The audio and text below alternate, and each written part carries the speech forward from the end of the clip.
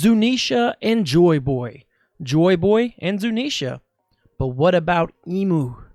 Hello, I'm Chris, and I'm the Anamanga Nerd. Like, subscribe, and ring the notification bell to help power up my spirit energy, my ki, my chakra, my haki, and my overall personal sense of validation. Your support fuels me. Okay, let's begin.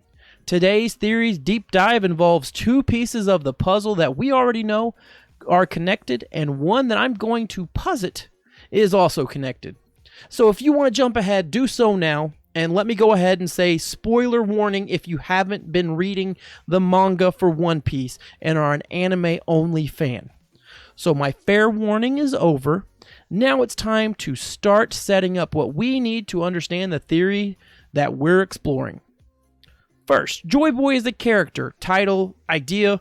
Well, regardless of what Joy Boy ultimately may be, we were introduced to the name Joy Boy back on Fishman Island. Within the poneglyph that Robin finds, she informs us essentially of an apology letter written by someone named Joy Boy, who was sorry that he would not be able to carry out his promise and help the Noah carry out its true purpose, which we assumed was to carry fishmen and mermaids to the surface. Since then, we still haven't been given a direct answer to who or what Joy Boy is.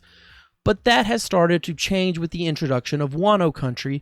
While the story is still vague, we have started to piece together that while there was a Joy Boy that existed around the time of the Void Century, we are also led to believe that Joy Boy might be an inherited title, much in the same vein of the current mermaid princess becoming the inheritor of the ancient weapon by merely being born and awakening her powers. We can assume Joy Boy is similar in that regard, because King once believed Kaido was Joy Boy, and it was more of a sense in how Gold D. Rogers' will keeps popping up.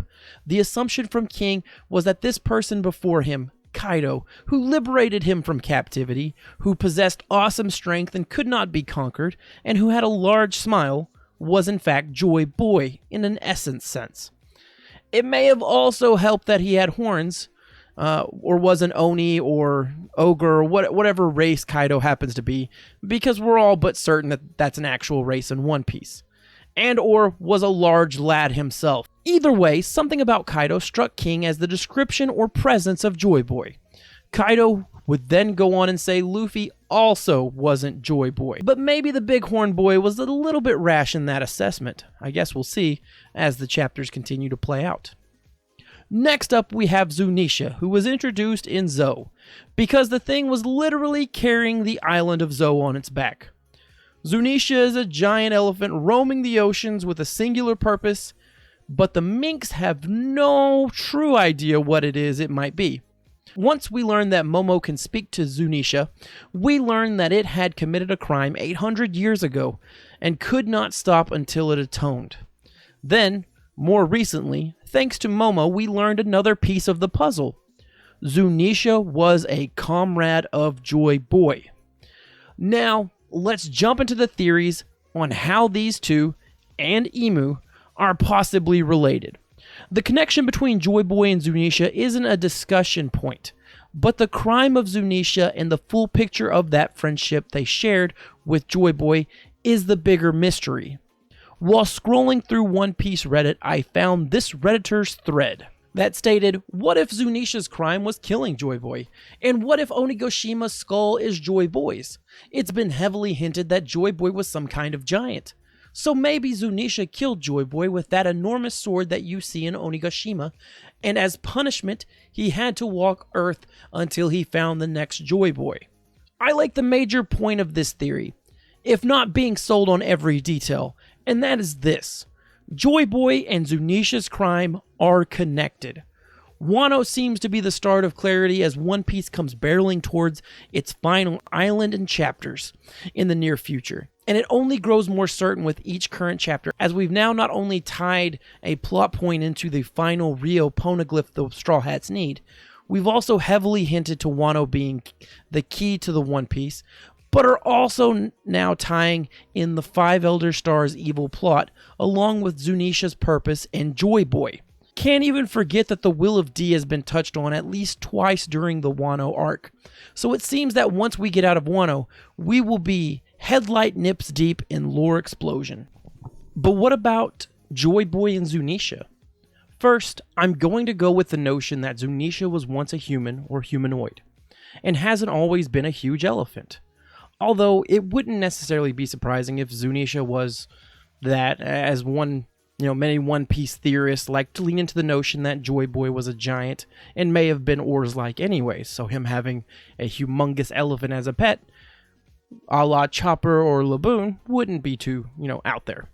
Either way, Zunesha's crime being an offense that led to Joy Boy's death feels like the right path ahead.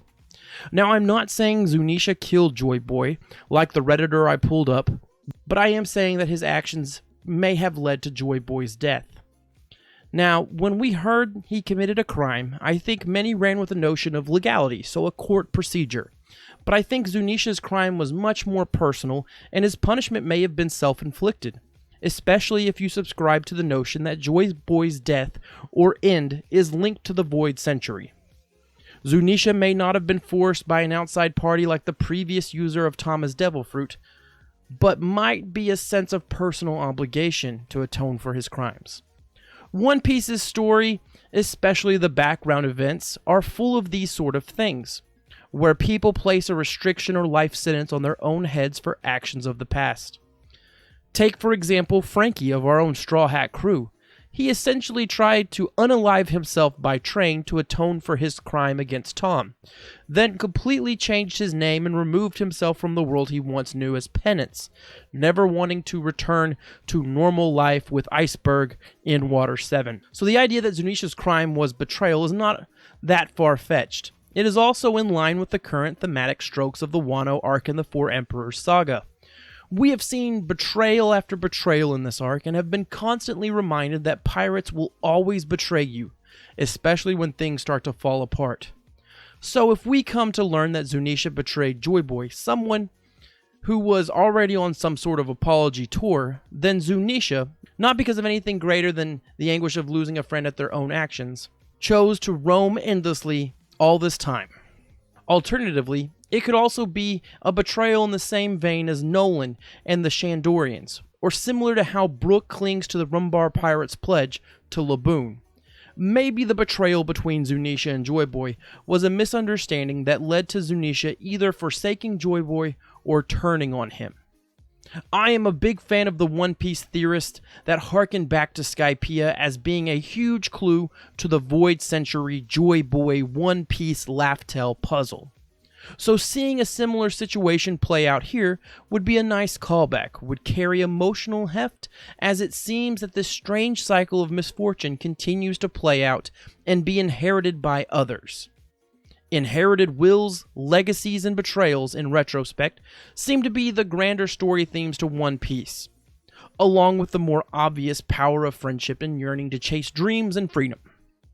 But just to continue to highlight how betrayal is a thematic constant, take the following arcs for example: Syrup Village, Barate, Arlong Park, pretty much all of Alabasta, Jaya, Skypiea, Water 7, Enos Lobby, counting the Giants more specifically in that one, Marine Ford, Fishman Island, more so in the flashbacks and how they related to Otahime, Punk Hazard, Dressrosa, Zoe if you count Kanjuro's ongoing betrayal. Whole Cake Island is full of it. So what about Imu? Well, we know Imu has some connection to Joy Boy, or at least some fascination, as they are in possession of a giant straw hat that many of us believe belonged to the original Joy Boy. So then, how about we take a little jump ourselves? Since we know Joy Boy and Imu have a connection, or we assume it, and Joy Boy and Zunesha have a confirmed connection, then let's just assume that Zunesha plus Joy Boy plus Imu equals connection for all three. With how One Piece has unfolded, I think the simplest theory on this matter would be that the original Joy Boy, the original Imu, and Zunesha were nakama, or friends, maybe even a crew together. Maybe they were planning to change the world, but the idea of change differed between Imu and Joy Boy. But let's say that for each of them their goals were something along these lines. Joy Boy wanted to unify the seas and party with everyone. This may have been Roger's and now Luffy's inherited will that we're seeing play out. Imu wanted to take hold of the world and guide it as a ruler. Since there is still too much unknown about Imu, I'm going to believe that the Imu that we've seen is someone who has inherited either by birth or, like Luffy, the original Imu's will. There is also the idea that they are the original Imu and received the Op fruit's immortality from the previous user or a previous user before Law. While we are saying that Zunesha's crime was towards Joy Boy, I think the primary offender or responsible party will be the original Imu. The assumption would be that Imu would have manipulated Zunesha, either taking advantage of Zunesha and Joy Boy falling out, or by setting in motion the betrayal themselves. This would give a callback to Sakazuki's actions in the Battle of the Best at Marineford, convincing Squad to turn on Whitebeard. Zunesha would then be punishing itself not only because of betraying his friend, but also helping put in motion the end of a civilization, the end of a friend's dream, and the subjugation of the world under the thumb of Imu. You can also see that these cyclical motions of the One Piece world don't go unnoticed by the Five Elder Stars, and presumably Imu, as they state it is about time for another cleansing of the world. Strategically, they have tried to quell the cycle of Joy Boy's will and legacy rising, by either giving powers to families that would follow their rule, through establishing a world government body, and through the erasing of islands and individuals who start to dig up that past they want forgotten. So what do you think? Are you on board with the idea that Imu, Joy Boy, and Zunesha are all connected, and that the crime of Zunesha is also connected to the other two? Let me know. Leave a comment below, and please feel free to drop your own favorite theories concerning One Piece. Depending on your theories and depending on how much they excite me, I may take time to make a video on that theory itself. Don't forget to like the video and subscribe to the channel. Stay golden, nerds.